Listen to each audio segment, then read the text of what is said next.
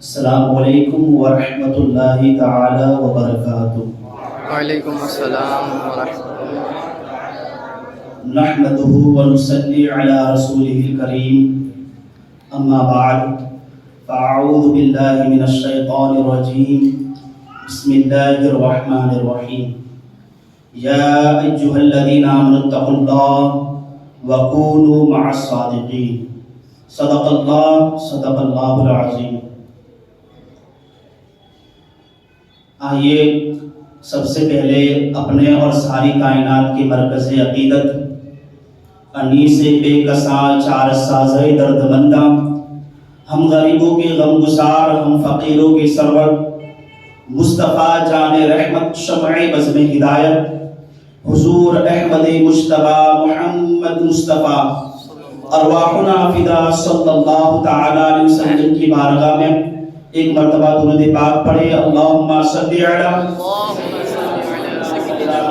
معدن الجود والکرم وعلی آلہ۔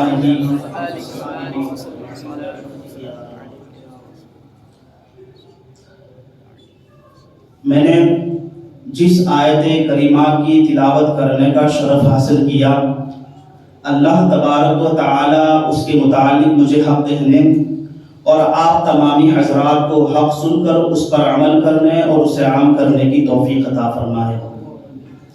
میرے پیارے آقا صلی اللہ تعالی علیہ وسلم کے پیارے دیوانوں، اللہ تبارک و تعالی نے قرآن پاک میں ارشاد فرمایا، اے ایمان والو اللہ سے ڈرو اور سچوں کے ساتھ ہو جاؤ۔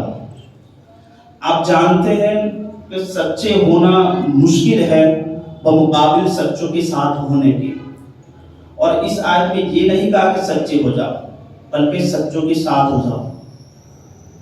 تو آپ نے اس کی تفاصیل پڑھی ہوگی اور سنی ہوگی کہ سچوں کے ساتھ ہو جاؤ تو یہاں کون لوگ مراد ہیں؟ تو وہ سچے جو زبان کے سچے ہو، اور صرف زبان کے سچے نہ ہو بلکہ دل کے بھی سچے ہو، دل کے صرف سچے نہ ہو بلکہ اس کے ساتھ ساتھ عمل کے بھی سچے ہو، اور صرف عمل کے سچے نہ ہو بلکہ اس کے ساتھ ساتھ عقیدے کے بھی سچے ہو، اور صرف عقیدے کے سچے نہ ہو بلکہ سچے راستے پر چلنے والے ہو۔ اب وہ جو زبان کے سچے ہو، دین کے سچے ہو، عمل کے سچے ہو، عقیدے کے سچے ہو اور سچے راستے پر چلتے ہو، انہی کو جماعت اولیاء کہتے ہیں۔ اور یہی جماعت اولیاء ہے جس میں ایک شخصیت ہے جسے پوری دنیا واقف اسرار شریعت، ماہر رموز طریقت، سلطان العارفین، سلطان الاولیاء، شیخ المشائخ حضرت ابو العباس حضرت شیخ احمد کبیر رفاعی رحمۃ اللہ علیہ،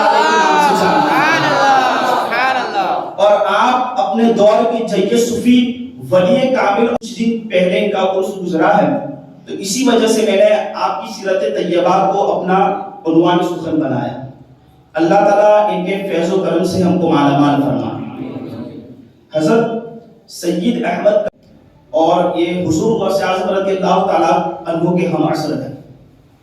تو حضرت شیخ منصور بطاحی رحمۃ اللہ تعالیٰ علیہ کے خواب میں حضور صلی اللہ تعالیٰ علیہ وسلم تشریف لائے اور ارشاد فرمایا کہ اے منصور، تیرے گھر میں 40 دن کے بعد تیری بہن کے بطن سے ایک بیٹا پیدا ہوگا اور اس کا نام احمد رکھنا، اور جب وہ شعور کو پہنچ جائے، جب وہ سمجھدار ہو جائے تو اس کو تعلیم کے لیے شیخ ابو الفضل علی قاری واسطی کے پاس بھیجنا، اور اس کی تربیت میں غفلت نہ برتنا۔ یہ حضور صلی اللہ تعالیٰ علیہ وسلم نے ارشاد فرمایا۔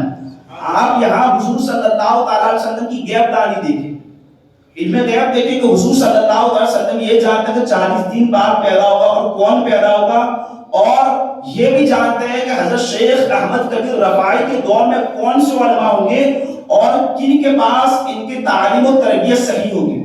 اب جس کے استاد کا انتخاب حضرت حضور صلی اللہ تعالیٰ علیہ وسلم کرے، اس شیخ احمد کبیر رفاعی رحمۃ اللہ تعالیٰ علیہ کی شان کا عالم کیا ہو۔ اور بہت سی بشارتیں دی گئی آپ کے بارے میں۔ طبقات الصوفیہ اس میں لکھا گیا ہے کہ حضرت ابو الوفا حضرت محمد بن محمد کاکس رحمۃ اللہ تعالیٰ علیہ جب وہ مقام عبیدہ سے گزر رہے تھے. مقام عبیدہ وہ ہے کہ حضرت یہ شیخ احمد کبیر رفاعی کی جہاں پیدائش ہوئی تھی تو وہاں قریب سے گزر رہے تھے تو آپ نے ارشاد فرمایا السلام علیک یا احمد.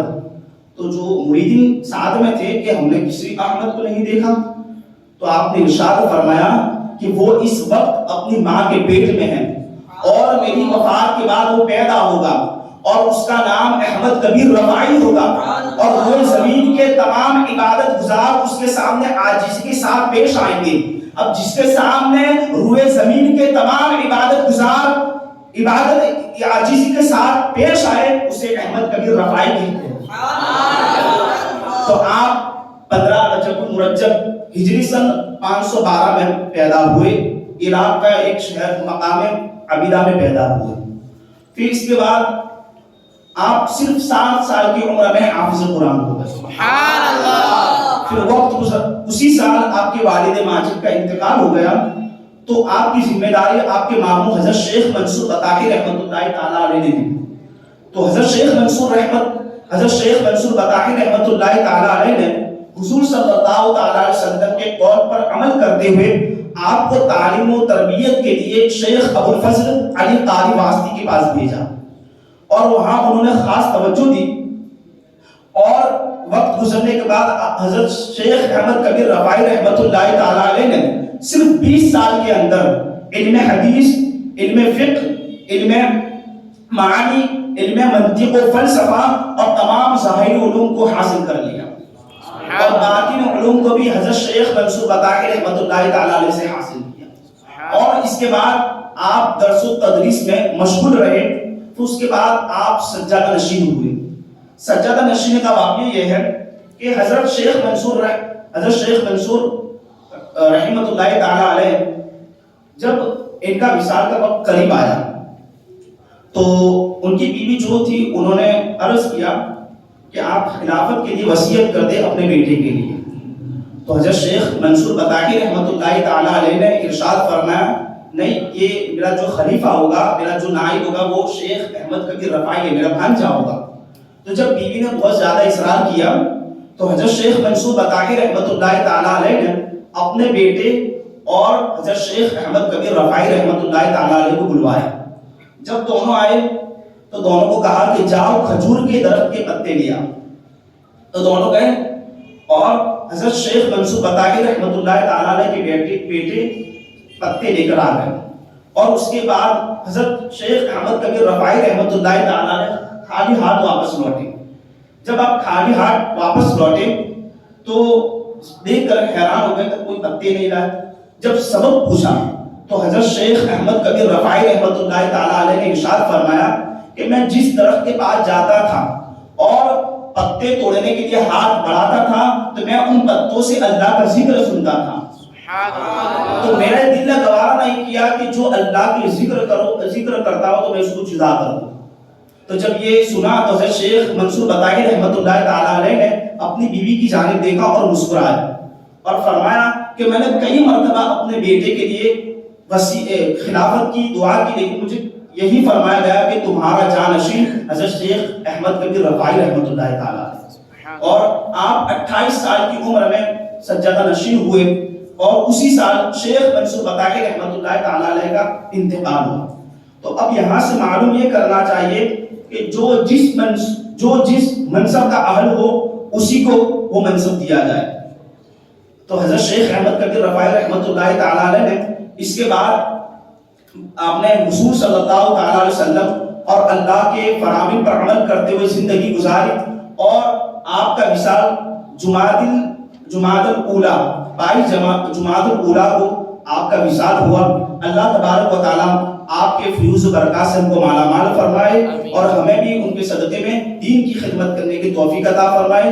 میں نے جو گفتگو کی اس میں غلطیاں کوتاہی تو معاف فرمائے. السلام علیکم ورحمۃ اللہ تعالی وبرکاتہ.